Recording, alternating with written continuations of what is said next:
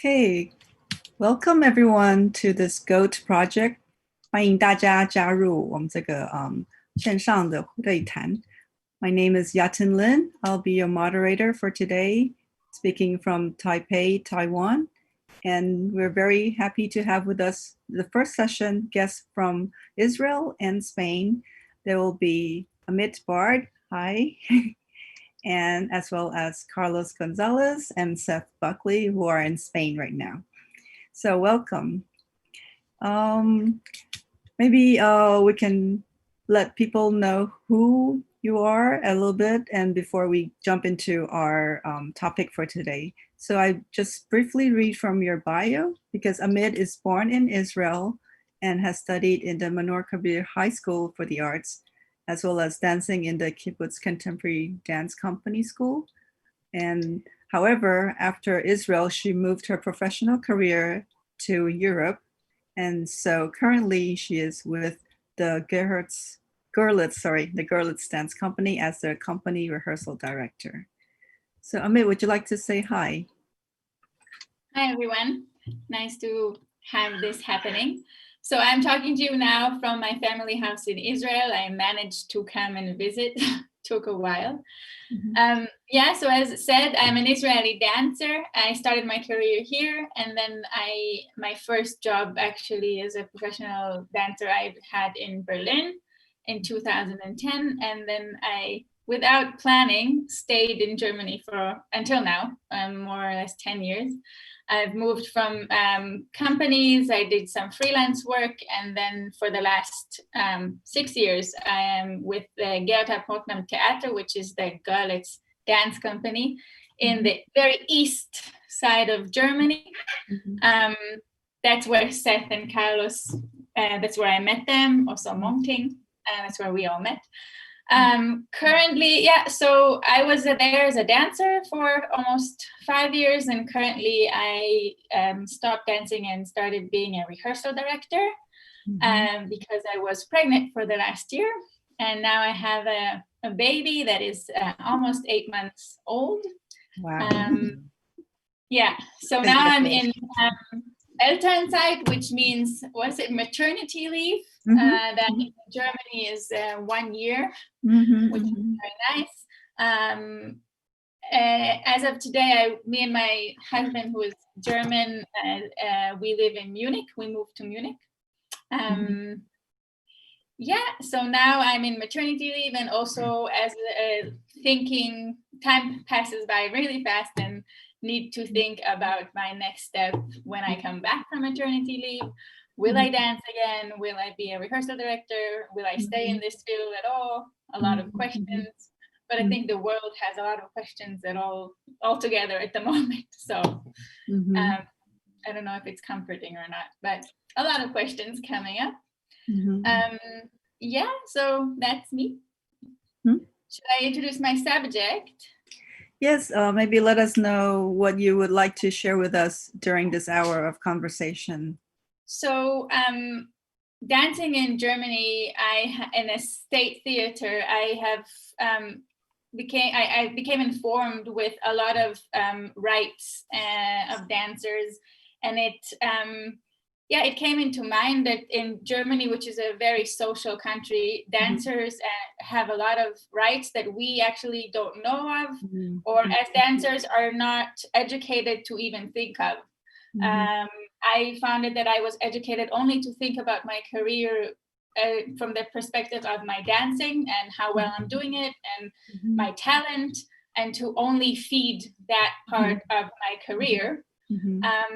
But I realized that if I want a long career and a healthy career, I needed to dive into also my rights, what is there for me to seek help from, what are the rules about how many hours are you allowed to work, not to be overworked, not to be overstressed, things that can make my career make our career very short, because I found it personally that if I'm under stress physically and mentally for a long period of time, I don't know how long I can do this, regarding how talented I am and how good I am at my job. So my topic would be kind of moving from passive to active behavior as a dancer in the dance world today. I will give the perspective in Germany because that's where I know. I dove into this late in the past 2 years. There's a lot of new movements that rose up in this last 2 years about dancers' right, fighting for dancers' right, kind of fixing this old-fashioned routine of misbehavior or just overstress and overwork in the workplace. So I will be talking about this, about what is happening in Germany today, where can you seek this help, what I believe from my point of view is important to look for or to inform yourself when you get a new job, and etc. and stuff like this. Okay, great. Actually, I'd also like to take this opportunity to welcome and remind our audiences that the first half of our session will be more our presentations, but then we'll open up for Q&A. So if you have any thoughts in mind, you're welcome to jot them down, and we will be collecting them and responding to them in the second half after the break. So please, we welcome your Q&A. So, all right. Next, we'll move on to Carlos and Seth. They're actually the co-founders of the AS Dance Project. And Carlos is formerly with dancing in the Compañía in Danzas, as well as other collaborators with Dan Peleg and so forth. But now they're working on their own queer contemporary dance company, whereas Seth is originally from Canada and has a dancing or graduated from the Royal Winnipeg Ballet School. So they, I guess, met each other in Europe and have founded their own company. So welcome both. Would you like to say hi? Thank you. Thank you. Hi, everybody. Hi. Yeah, and first of all, thank you. We're very grateful and excited to be here today. And thank you to Monting and to everybody involved in the GOAT project, and for everybody who's watching us right now. And so maybe, yeah, we are, as you said, we are co-directors of Ellas Dance Project, which is a queer contemporary dance company based in Madrid. And I can say a little bit about about how I got here, maybe. I actually started dance in my life pretty late. I started when I was 20 years old. I was in university studying engineering. Wow. And then dance just happened, and it crossed my life out of a random experience in the street. I watched a theater, and there was some dance performance, and I entered and I fell in love, and I was like, wow, I need to do this. So I decided to go for it. I quit university, and I started dancing in 2 schools, in Valencia and in Madrid. And then I joined 2 companies as an apprentice in Spain, and then I decided to try to move around Europe to find opportunities, to do auditions. I did a lot of auditions around Germany in a 2 months interrail, which is you can take a train for. Yes. And I did a lot of auditions like many dancers here in Europe, and that's how I end up in We Dance Company in Gorlitz, where we all met, and where I met him too, where I met Seth. And yeah, when I was there working for 5 years, and during these 5 years, kind of the creative side started to come out, because we had opportunities to create also in the company. So we started kind of trying to see how a choreographer life would be like. And slowly we decided to found Ellas Dance Project together, and to move it to Madrid, to come back to my origins somehow. Yeah, and that's how we are here today. Great. So Madrid is your hometown? No, actually, no. I'm from Valencia, which is in the east coast. Valencia. It's with the beach. It's very nice there, but the arts are more like they have more strength here in Madrid. So it's the place to be for now. Great. Thank you. Hi, Seth. As YaTin already said, I'm originally from Canada. I started dancing at a very young age, and went to study at a professional school in Winnipeg. I studied ballet, and then after I graduated, I moved to continue my studies in Europe, in Dresden at the Paluca School. And then from there, I was fortunate enough to have opportunities to work as an apprentice in companies in France and in Germany before I got the job in Görlitz, where we all met. I worked there for 2 seasons before I left and started to do more freelance work, as well as focusing on building our company. And yeah, we've been in Madrid for the past 2 years. So great. And what would be the topic that you want to focus for today's conversation? So the title, we chose to title our talk today, Ethics and Dance. We know it's quite a large topic that encompasses many themes, but we're going to be focusing more on activism and reform. So ways that we can use our own voices as dancers, as individuals, as a group, how we choose to use our voices within our organization, and also where do we want to go? What do we see in the future? What do we want to see in the future? And how can we get there a little bit? Okay, great. So Amit is interested in sharing of her understandings of the rights of dancers, especially based on her German experience. And then we will come back to you, Carlos and Seth, about ethics and dance and activism. So should we turn back to Amit now? Okay, go ahead. Yeah, so I mean, our topics are very much connected, I feel. They can very much help each other. I think what came to my mind is the fact, like, that the beginning is that our work, our career is hard. It's not an easy career to choose. Sometimes we don't really choose it. We kind of go along with an audition and another job, and we don't realize that after a few years, this is our career, and we should be treating it like everyone treats their jobs and career. And somewhere along the way, I feel that we miss this. We only think about the talent, and we only think about what is interesting for me to do, and we don't think about all the background that is behind it, in order for us to keep on doing this for as long as we want to do this. And I believe what I've learned here in Germany is that I believe it starts with us. I believe it starts with us dancers taking responsibility over our career and over our rights, and how do we want to see ourselves in our workplace, in our work environment.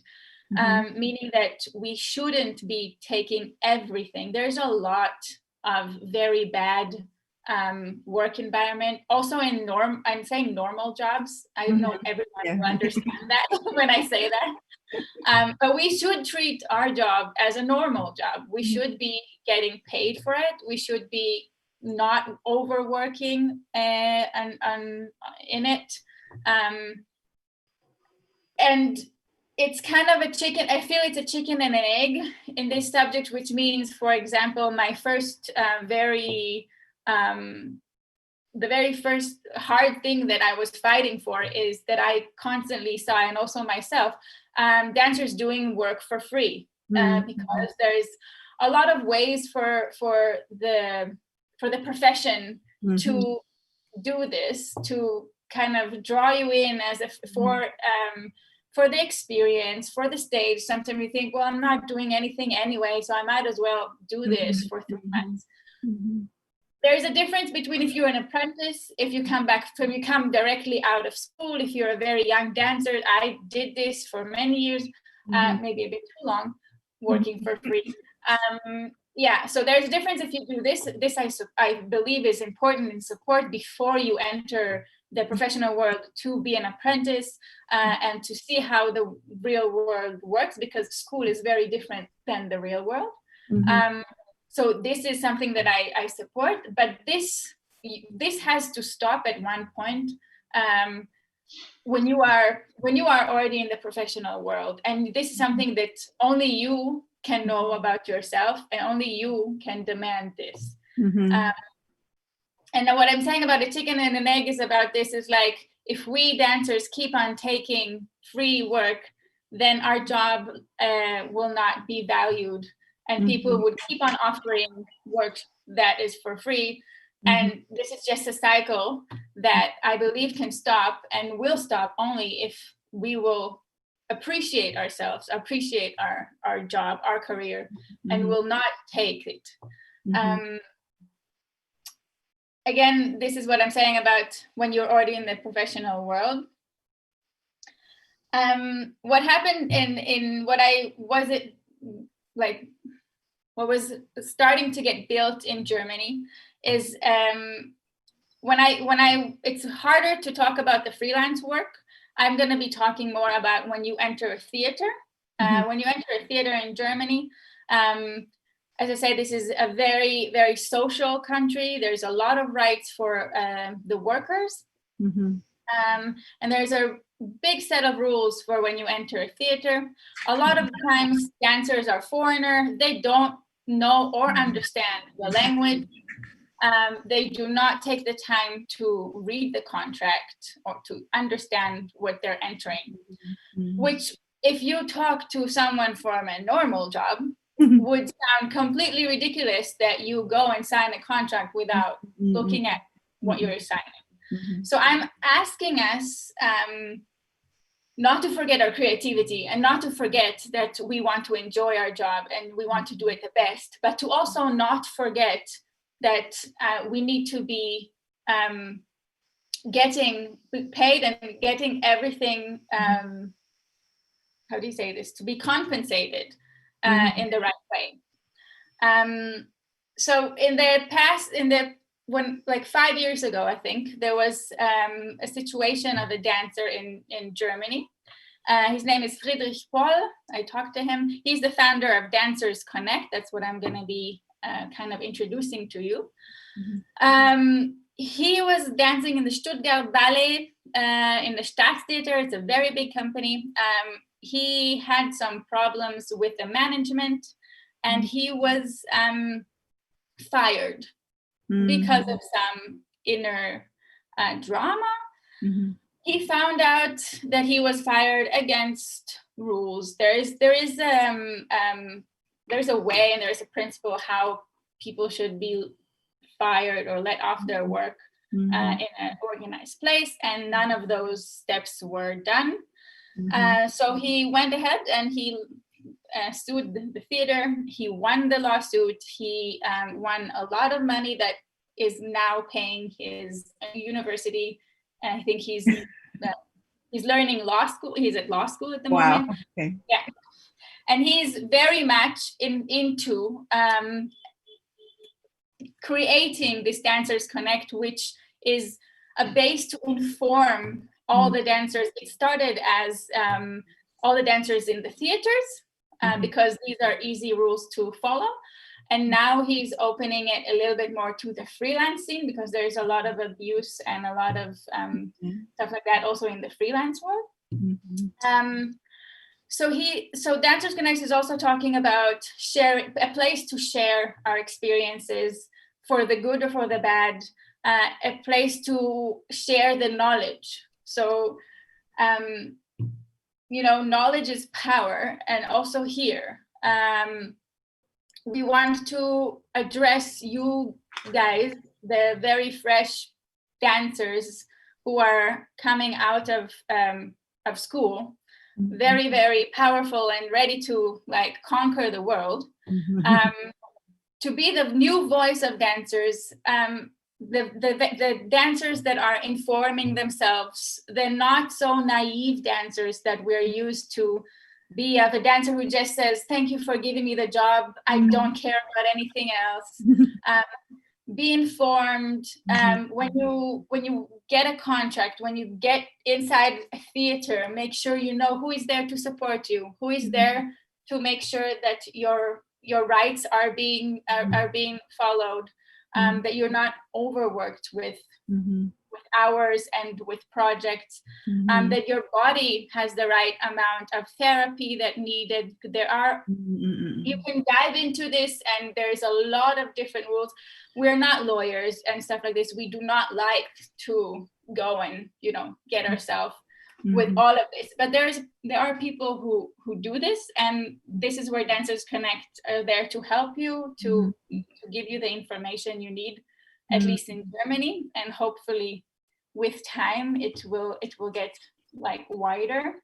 And basically I feel in the dance world, at least in the contemporary dance world, as a dancer, I found it that I am not, it's kind of breaking old habits.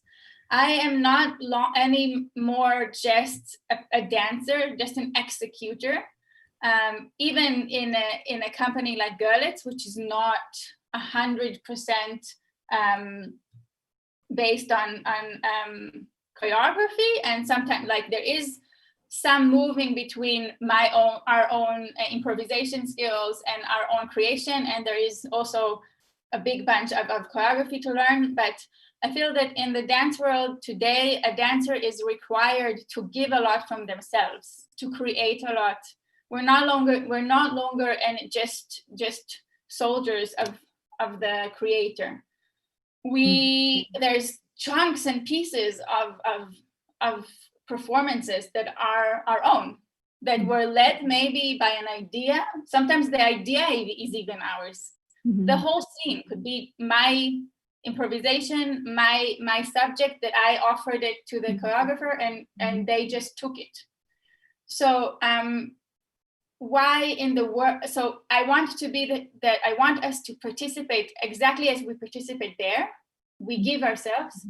I want us to also give it on the back, on the backstage, to be informed and to kind of demand our rights in the other side of our career, in the other side of our job. So we're not just following the rules. We're not just following the crowd, because sometimes the crowd is wrong. As I learned, and also in our company, slowly with time, in the We Dance company, we realized together with our bosses the amount of things that were conducted wrong. For example, I can give the example of the theater was for a long time working as a ballet dance company. So the rules about warm up and about hours of work and about breaks between and about all these things were okay for a ballet dance company, but a contemporary dance company works differently, also with creation. So there was a need of checking these rules and actually looking if they're right for us or not. So slowly, this is something that's happening in Germany, also from the very big part, also in the very big unions and theater editings, and that they're kind of rethinking about the structure of a theater dance company. I can tell you, for example, our dance company, we have our general rehearsal 4 days before or 3 days before the premiere, because it's connected to the fact that it would be like when it will be in an opera, and opera singers need a break between a general rehearsal and a premiere. But in the dancing, there's no need to do this. It's not beneficial, at least what we thought as a dance company. It's not beneficial to have this day off before a premiere. So it's things like this where our careers are like sitting on very old foundations, and it's time to shake it up. And the shaking up is coming from us is coming from the dancers who are learning, who are opening their eyes, who are going around, as Seth and Carlos said, doing auditions all over Europe, taking a lot of information from everywhere and seeing how we can make it better, because old and how it used to be doesn't always mean better. Yeah, what I'm here to say is that I'm asking you to be the new dancers, to be the dancer who is informed about what is there for them, how they can get help physically, just from the physical part of view of like physiotherapy that we discovered that we are entitled to, and only went to physiotherapy when it was super bad and we couldn't dance anymore. But if you are a part of a theater, I learned that I went to physiotherapy twice a week, even when I didn't have a exact injury. There's always something to take care of. So, and we got informed that we can ask this from our theater, and this was covered by the theater, which until a few years back we had to pay for it ourselves, or the full amount. So yeah, so this is where dancers connect. I would like to share the screen now, and you guys can take like a screenshot.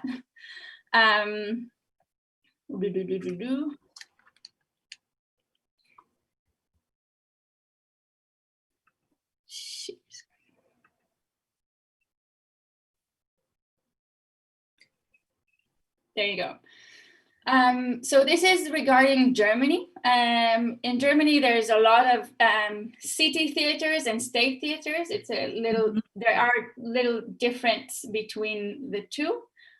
With state theaters are bigger and city theaters are smaller. For example, we are from a city theater. But here in this Dancers Connect, for example, now with the COVID, they were helping dancers to deal with COVID. They were helping a lot with information. Again, this is all in English as well. So for example, there's a lot of, when you're a foreigner and you come to a new country and you don't know the language, and if there's a pandemic and every 2 days there is new rules and there is new things, and I'm not sure if all companies really take care of their dancers or not, or make sure that their dancers are informed. So Dancers Connect created a support for them, for everyone to be informed. They have conferences, I think 4 times a year. There's some kind of conference where I think it's called like ensemble speakers. There's 2 from each company that kind of gather together and raise the current questions and the current problems that are in theaters. And then we all meet together and we see where are the problems similar, where people, if there's a similar problem, what did the other theater do in order to get out of that problem. We can say this, for example, about the physiotherapy. There was a lot of problems with dancers being in a very small town, not having enough of doctors around, and like how did these companies manage to get physiotherapy on board, and to get it also paid by the theater. I'm going to stop sharing.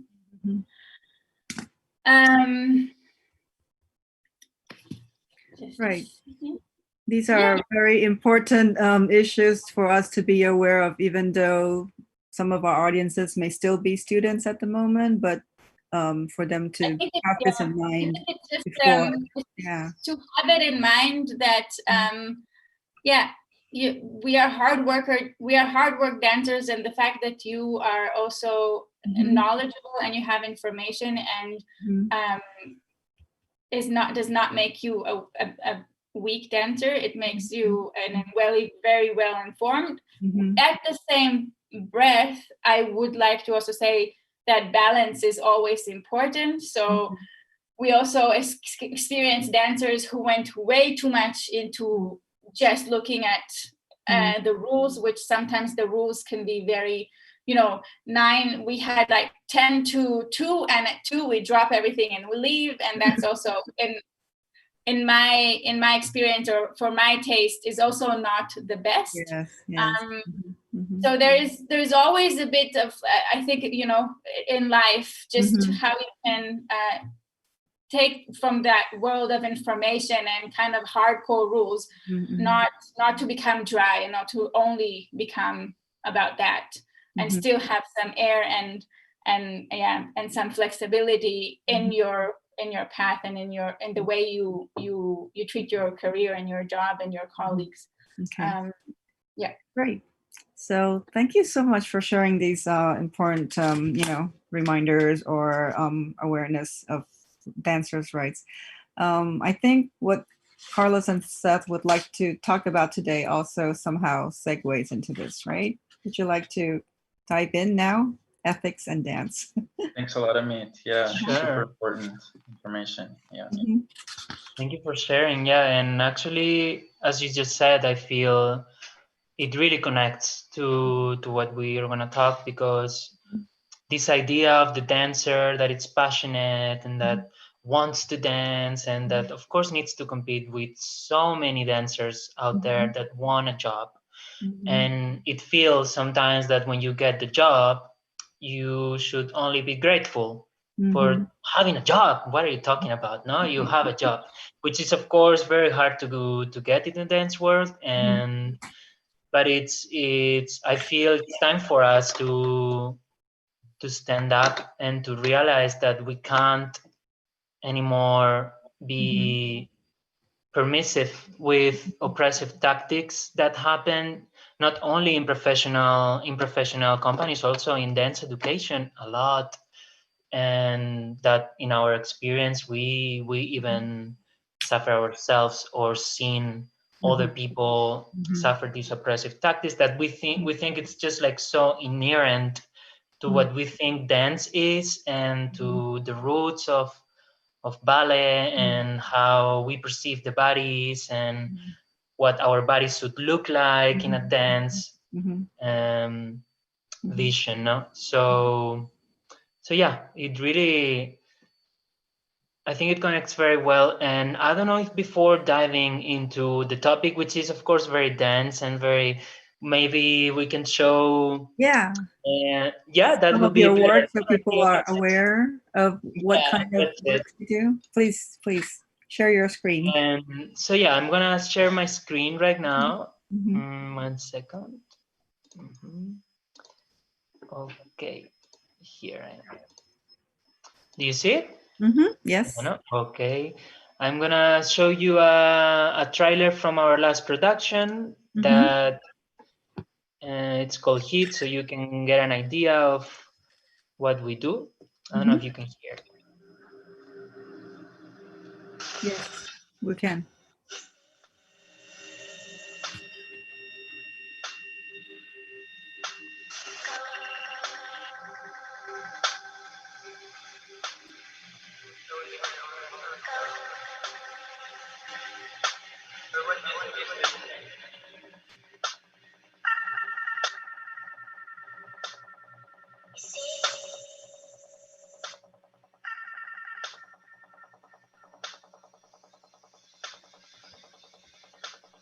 I wouldn't be very honest, or it wouldn't be as interesting.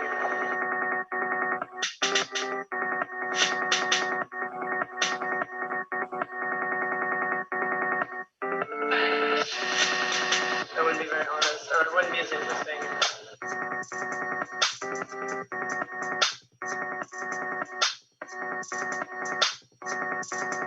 Is that how you wanted it? Oh yeah?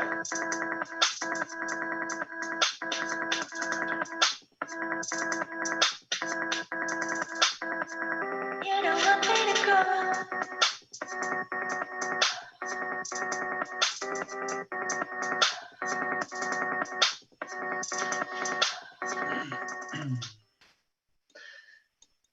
Yes, that's it. What year was that created? We actually have the premiere next Thursday. Oh, Yes. wow. So it's still, So, wow, how exciting to yeah, see it right this now. is a video from the pre-premiere that we had in July. And now we just got funding from the government, so we could do like a proper premiere with new costumes, slide design, and everything. Yeah, Wow. so just wanted to share a little bit of that, and in case someone's interested. And yeah, what else? Let's come back now to our main topic, and maybe Seth can take it from here for now a bit. So as we mentioned before, can maybe feel like quite a dense topic or theme, but we do understand that it's very important, just as much as informing ourselves of our rights as professional dancers. Amit, you mentioned forms of abuse and taking advantage of dancers. There's a concept we would like to introduce, which is body terrorism. Yeah, it sounds strong, but I'll continue. So terror is defined as intense, sharp, overmastering fear. Terrorism is the inflicting of such fear on an individual or a group. So body terrorism is conceptualized by the author, poet, spoken word artist, humanitarian and social justice activist, as well as the founder of The Body Is Not an Apology movement, Sonia Renee Taylor. And she says that the historical and contemporary violence associated with body hatred is widespread and horrific.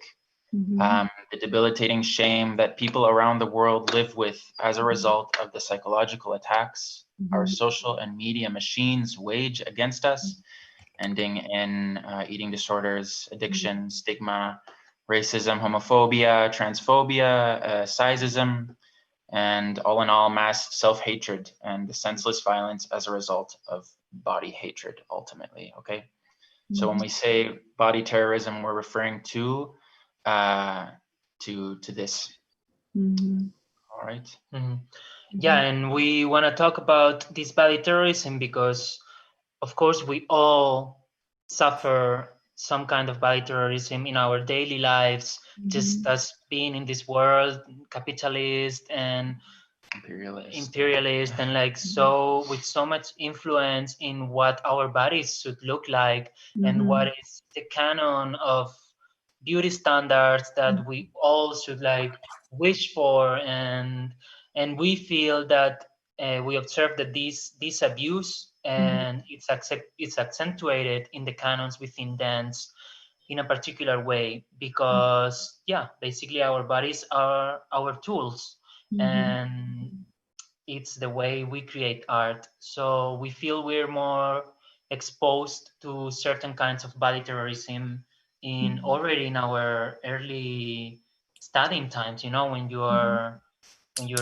beginning to start in your career to prepare as a professional dancer, we have to take so much amount of body terrorism that we feel it's normal, you know, and we don't realize that can be an oppressive tactic. So apart from, you know, from the media and from selling us all the products that to fix our bodies that we constantly are like facing, and yeah, and it's basically telling us that our bodies are not enough the way they're not acceptable and they have to look in a certain way.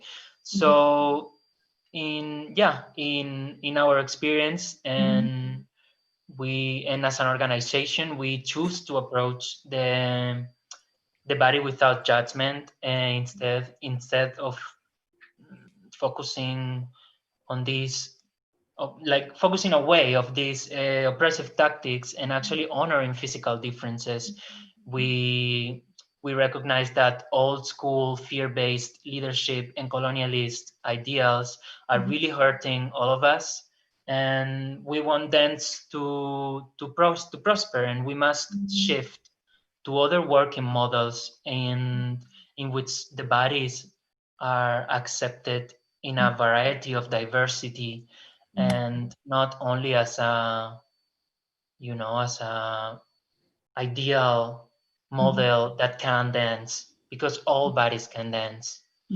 And it's about shifting the attention to what actually matters and what nature offers us, which is diversity. So I'll continue a bit more. Just like it's like Carlos said, like it's so common and it's become so normalized, as Amit mentioned, like even just how we've normalized certain habits and certain behaviors because we think that's the way it is and that's the way it should be. And we already know that these old school methods are not effective, or not as effective as we're told they are. So these behaviors are often passed down from previous generations, right? Like like Carlos said, starting in education, they've probably suffered the same kinds of attacks, and thus creating a system of oppression. This is especially so, as much it is important for us as individuals, as dancers, professional or recreational. It's especially important for those in power. We believe that working in horizontality with the entire team can create a much more nurturing environment than with traditional authoritarian, rigid, dehumanizing hierarchies. We especially choose to implement that in our company, the way that we manage things. This also includes, the way we communicate. We practice open and conscious communication, as well as positive reinforcement within and outside of the studio. And this is just with the goal in mind of creating a meaningful experience and honestly a sustainable environment for the whole company. There are a lot of dark and dense environments in the professional dance community, that can be in companies and can be in schools. So we have this like also dangerous like myth in both academic and professional dance institutions that fear is kind of the most effective tool, like Seth just said, to draw out our quality. These methods that sometimes completely strip the humanity in dance and often have negative lasting repercussions on the mental health and physical health of dancers, and including ourselves. Like, as I say, we all for sure can think about specific, experience. And it can go from dancers not being able to complete their education, to unable to audition, unable to continue working because their bodies look like that, or because they are oppressed in different ways, and like also ways that Amit was commenting on, for example, overwork, abuse, all of that. So just not being paid, or not being able to be sustainable. And we also realized in our careers that cultivating vulnerability and honesty in the work can only happen in a positive environment. And we have realized that this is basically the source that feeds our work, and it's our main research in the studio while creating work. We create by focusing on drawing from honesty and vulnerability, and because we feel those are the true places that connect to us and as artists and humans.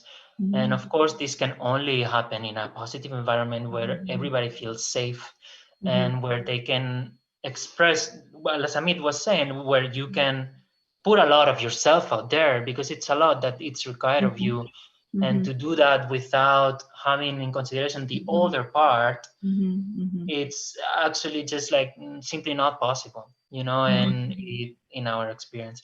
So we believe receiving a dance education should not be a traumatic experience. Unfortunately, it is very often.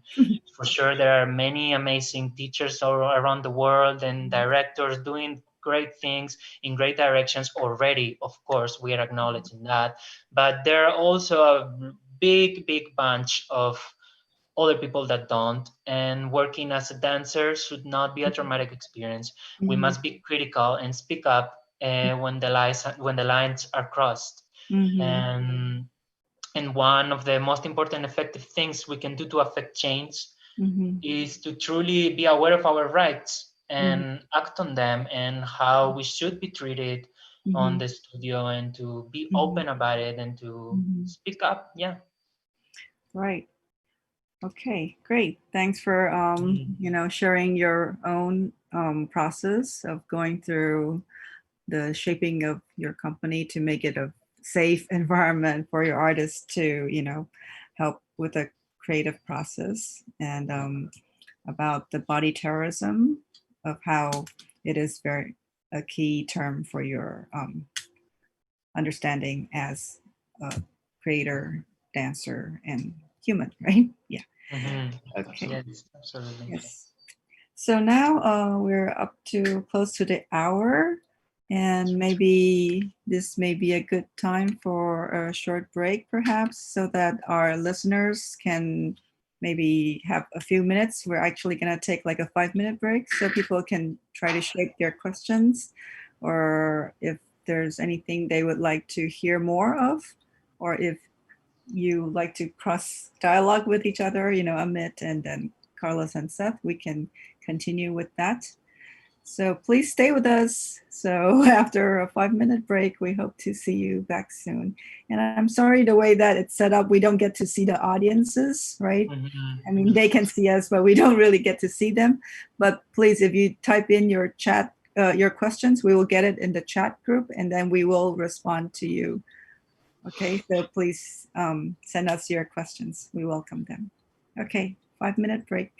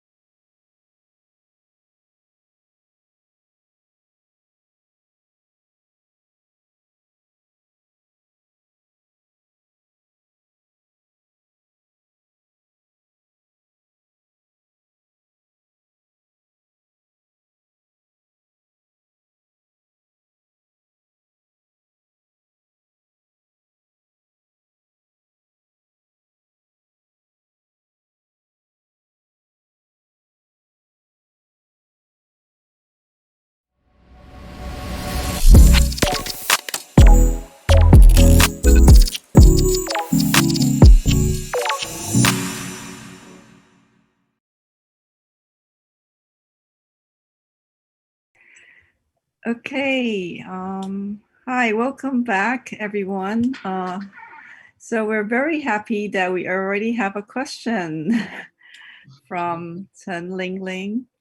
And I understand you are also an alumni from TNUA, Taipei National University of the Arts, where I am currently teaching in the School of Dance as well as School of Cultural Resources.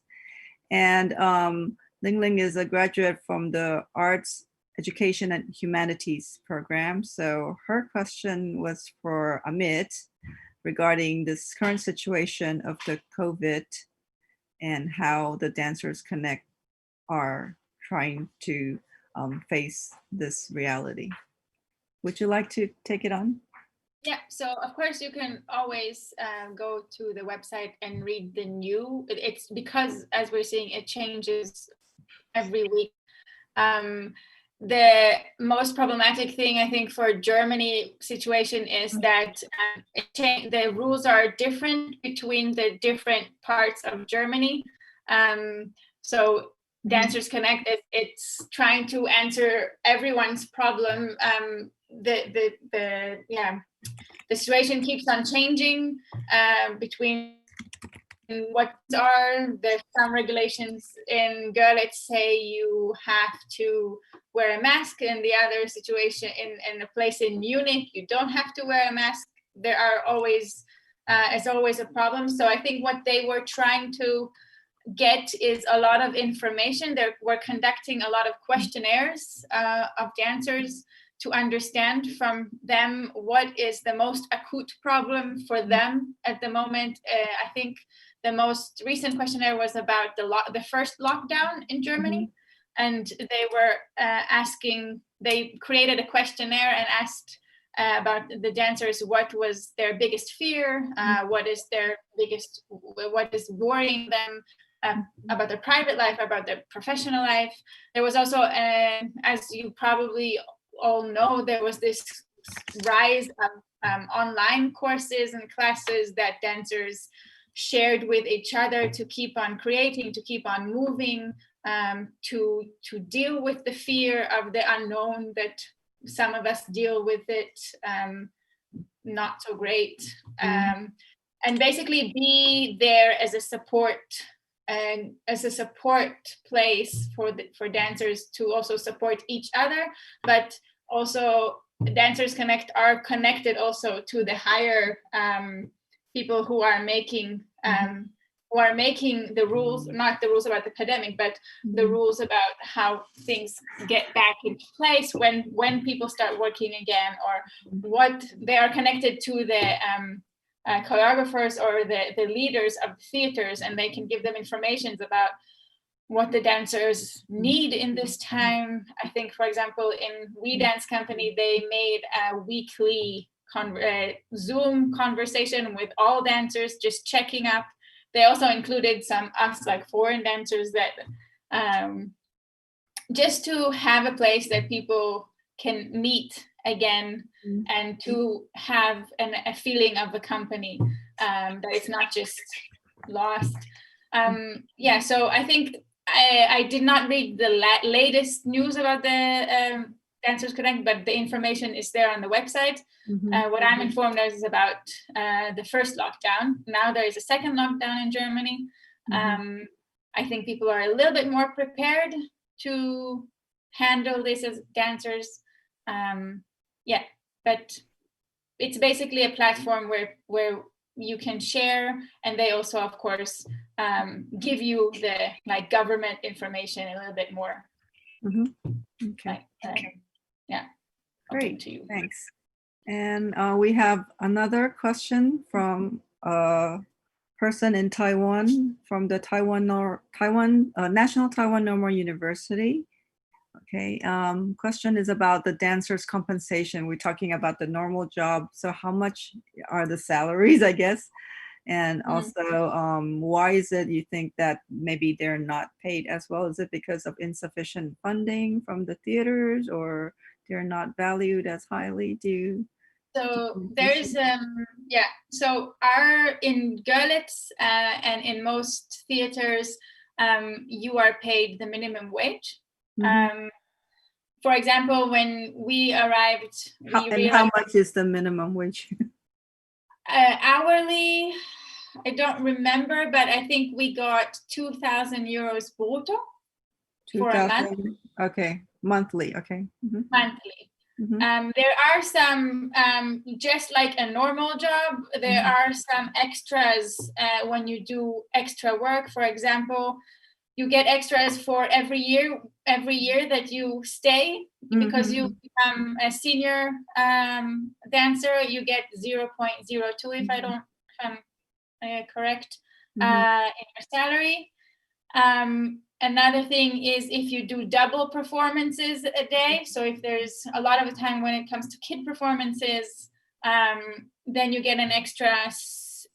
It was 60 euros when I was there. Maybe it changed in the last 2 years, but 60 euros. Things that unfortunately we had to demand, and we had to make sure that we're taking in consideration, and no one was doing this for us. So this is exactly the place when you know you're supposed to get more, and you need to make sure you do. And if you don't, you need to know who you need to go to in order to get it. I know, it's $60, but it's still $60 to $60. So, about the question about how, like, who is in charge, or like, why do you think we're getting less than others? I've experienced that in the theater, it comes down to unions. I did not know that that dancers had unions. As I joined Dancers Connect, I realized there are, and we're just not a part of, because the way we are treating ourselves as people who don't need to be bothered by our own rights. Which was, for me, I think it became much more clear when I was in a theater and I saw how orchestra people are being, how are they have very strong unions, because every member of an orchestra is a part of their union. Therefore, their union is very strong. Therefore, their union can fight much more for their rights and for their pay. So, for example, what I gave you about Friedrich Paul, that he was part of a union. One of the unions in Germany is called the GdBA. It's also written in Dancers Connect in the website. And he, for example, they made the fight for him in court, and they paid his lawyer. So they supported, for example, in this situation, they also supported the funding of the physiotherapy by the theater. So it's still something that I believe is not there 100%. If you ask dancers today, I think if you ask in the We Dance company how many members are actually member of a union, you will probably find 0. Wow. It's something that is not. This is why I feel it needs to be educated. I think you can really see that when an orchestra member comes in, there's no way he's not going to be supported by a union. But as a dancer / I also a singer, they just don't have it. We don't have it in our education or in our thoughts.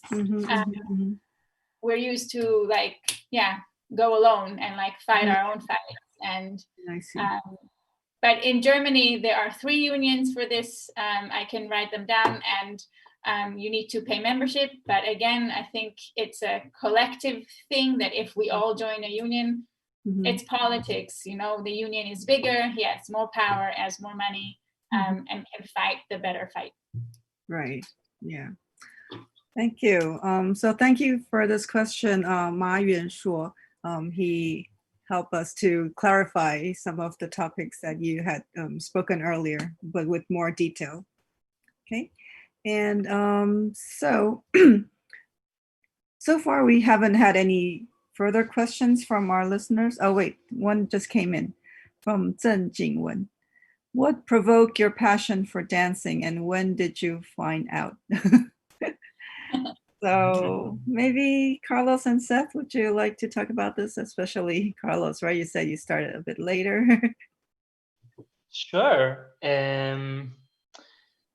I never conceived like dance as a professional option, unfortunately, because it was never presented to me like a valuable choice, you know. So you know, in at least here in Spain, also connecting to this question on top about the value of dancers, it's not like in Germany where I feel artists are really socially valued. There is an intrinsic historic like value to theaters and to arts that are presented to locals in a more accessible way. Here in Spain, and due to our history and to the precarious situation of arts, you often need to do something else to be able to be a dancer. You know, you need to be a dancer and maybe sometimes a waiter or sometimes whatever other job you might have. So as I said, like it's not the same. I feel in between countries, it changes the situation according to dancers. And for me, it wasn't never presented as an option because you cannot be a dancer if you wanna make a living and have a normal job, you know. So it was presented by accident to me in a theater, and in the street, I just saw like an advertisement of a dance piece, and I entered, as I said, and suddenly I was like, wow, these people are like actually doing something amazing. And why didn't I see that like as something I could do, you know? So that really provoked a strong passion on me, and that show has nothing to do with what I do today, but something was awakened to the magic that happens on stage, you know. And so I found out pretty late, like at 20 years, yes, 2 years old. Wow. Okay. And would Seth like to add in or? Sure. Yeah.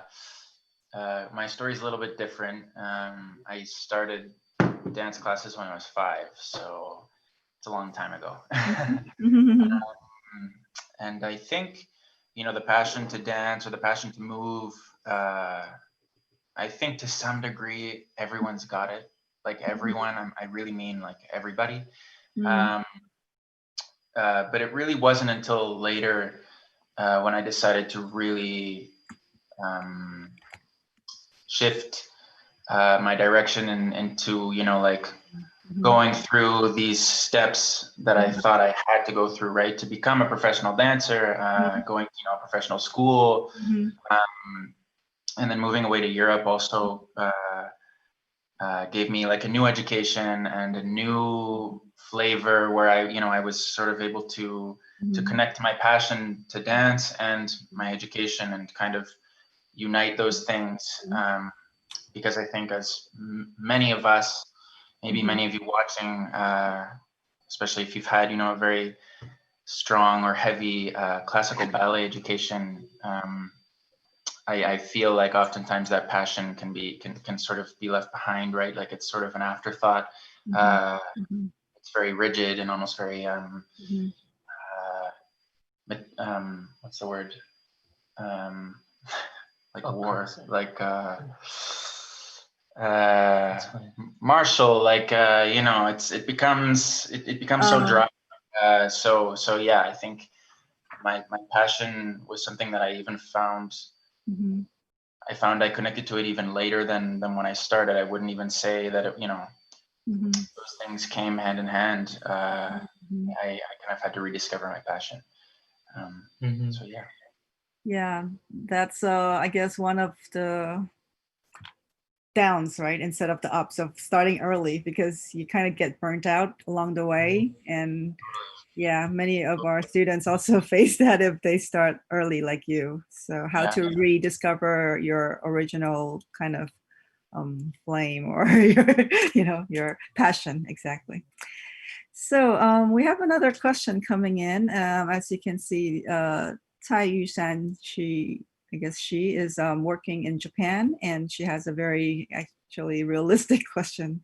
I mean, of course, we talked about the body terrorism and all these very ideal situations, but if you want to bring these up and sometimes you're afraid of getting fired if you raise these questions, what do you do, right?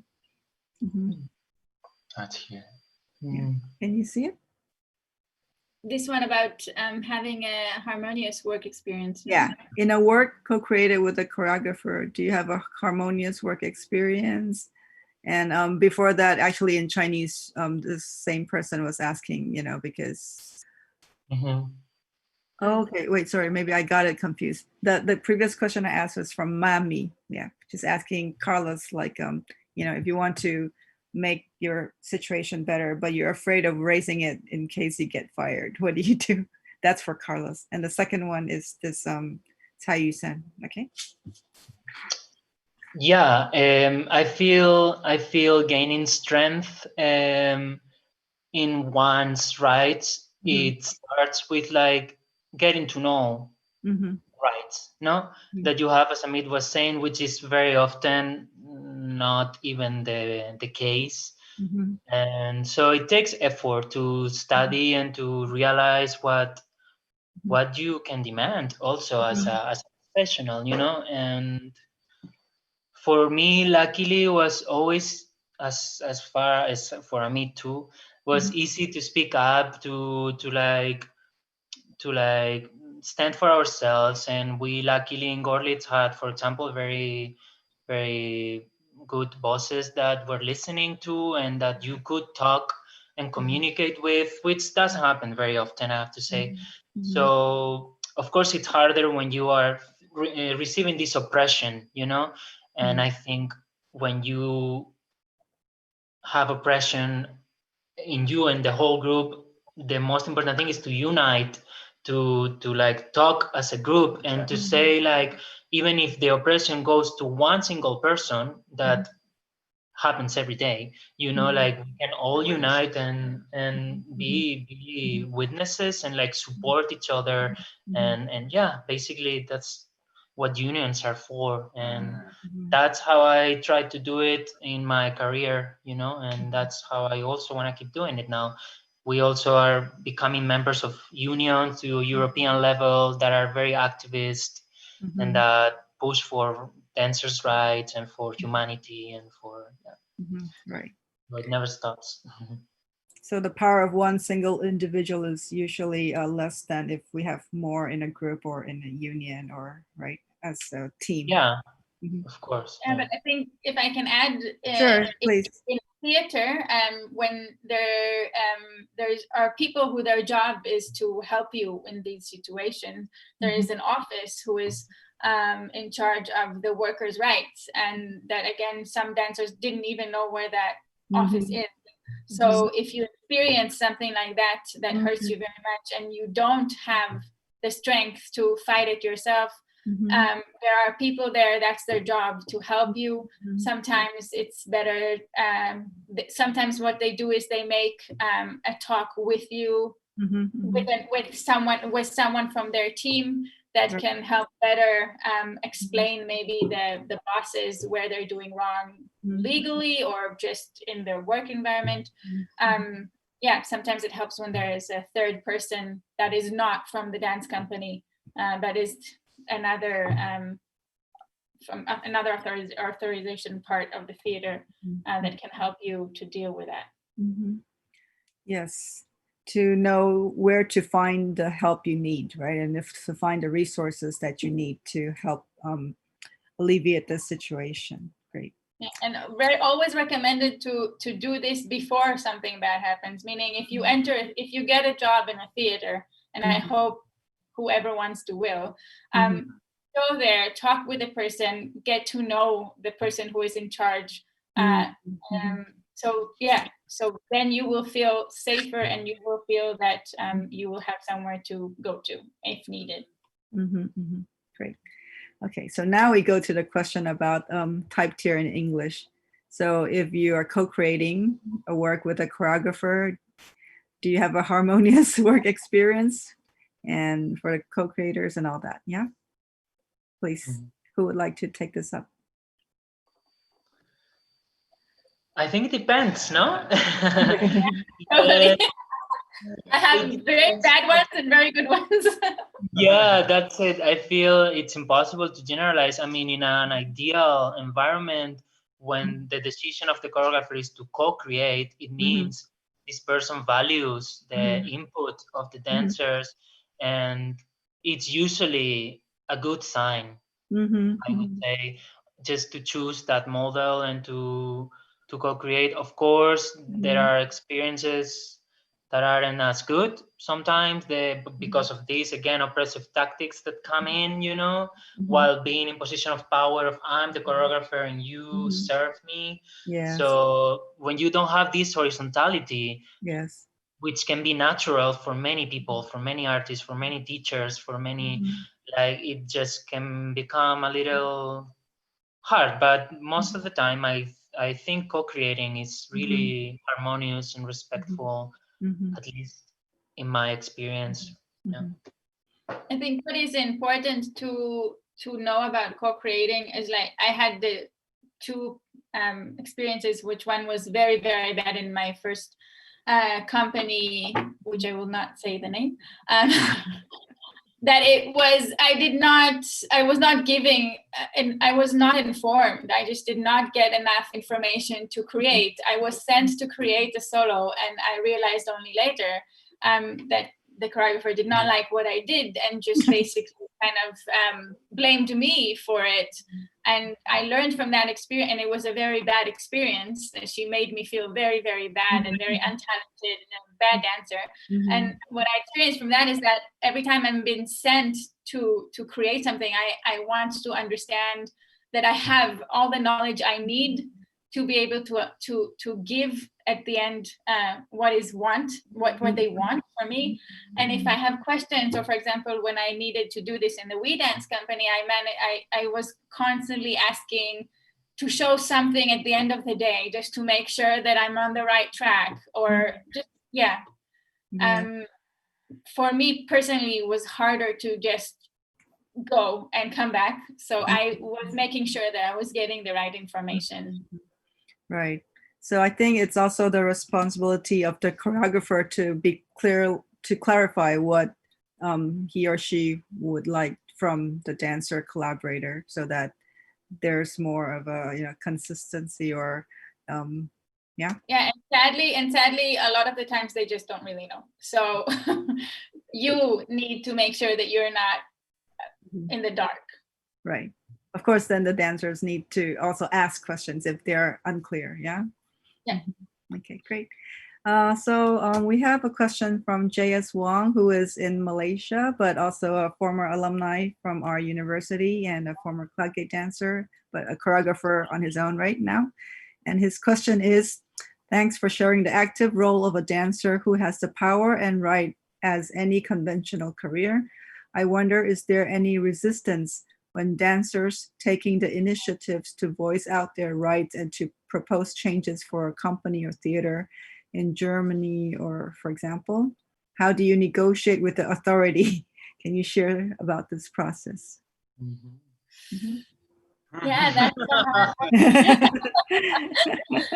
that's the hard work of being being the first people who are, the entrepreneurs, like the people who are making the path for the others, that you have to fight the fights. I mean, my experience was in the We Dance company, and as Carlos mentioned, we have very good bosses that are themselves interested in changing the dance environment.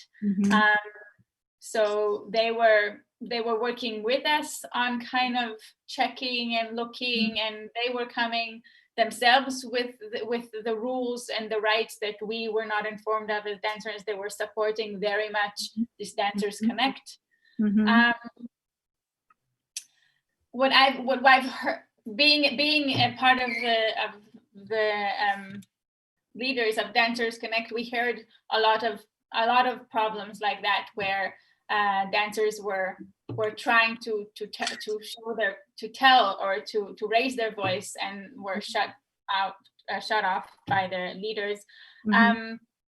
Yeah, but at the end of the day, again, in a theater, if you bring rules and if you bring the rights that are usually when you get blocked is because the leaders, the choreographers, are not informed. They don't really know the rules. So they think I can work you as much as I need, for example. And then when they get from the directory, that's not right, actually. So if you what we understood is that if you put into work the people who are in charge of your rights, which is exactly that office in the theater that is in charge of the workers' right, and they come with a set of rules that are being not followed, they kind of have no say, and they have to. What happened in Berlin that was really bad, that at the end the Berlin Ballet had to strike, and they made a really, really bad strike. I think they canceled 80 shows. Wow. Yeah, it was very intense, but they fought, and the unions helped very much. All the dancers of the Berlin Stadttheater joined the union, and the union helped them. It was then about working hours. They were overworked. They were a ballet dance company. They did not have a particular schedule. So everyone had to come in, and sometimes you just never worked or something like this. So all of this was changed. It's hard, but if you come with the right information and with the right helping force, you can slowly get there. Okay, great. And we have a person who's coming back with a question for Carlos. You can read it here. It says, managing a dance project is more like a business than a career as an artist. How do you find the balance between artistry and commerce? You know, being financially sustainable is important. From Ma Yuan again. No, like really, really great question, because actually nowadays it's one of my topics in my personal life. You know, the more established you start to get as a company, you realize that it goes more and more into the business direction. Not only the artistic part grows. So finding the balance, I would say it's hard. At least for my personal experience has been hard, because when you dream to have a dance company, you never dream to have a business. At least I didn't, you know, or maybe I was naive, you know, but you know, and now I'm more realizing 2 years by being here that it takes a lot of work of like raising funds and like for proper conditions to all your workers, to basically to put in real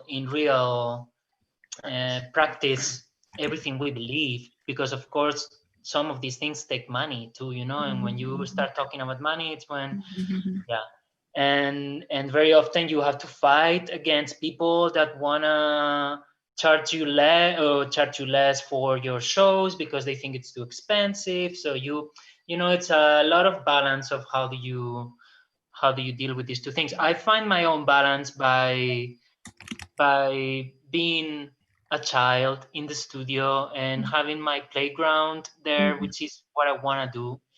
And also realizing that this might be temporary until I can delegate my office tasks and my financial tasks to other people. That hopefully will happen soon. But of course, what we want to do as artists is to play, to create, to dream, to cross borders and frontiers, you know? So that's kind of what feeds me in both directions, to be able to be that kid that we want to be, you know, in the studio and create. Right. Well, as you were saying earlier, the studio, to make it a very free and liberating space that we can trust and create freely. I mean, that's the forefront. I mean, the first issue that we need to take care of, so that everyone is willing and you know, feeling safe and able to contribute to the project. Yeah. Definitely. Okay, so our time is coming to a quick close, but let's see, what is any reminders from our organizer? Because so today is our first session, Friday, and in 2 days, Sunday, we will have our second session with Summer and Dan. And so I think we are very lucky to have very good questions from our audiences today, even though we can't see them face to face. But thank you so much for providing us with questions to be in dialogue with each other. And thank you so much to Amit for tuning in from Israel, and Carlos and Seth from Madrid, and with me and our staff here in Taipei. So, of course, it's all possible through Mong Ting, right, who is also your colleagues at the Görlitz Theater. So thank you all. And I guess we'll stop here today. And please tune back. We have 7 more sessions every Friday and Sunday evenings, Taipei time, this month of November. Thank you, and all the best to everyone. Thank you. Thank you so much. Bye. Have a nice evening. Bye-bye. Bye. Bye.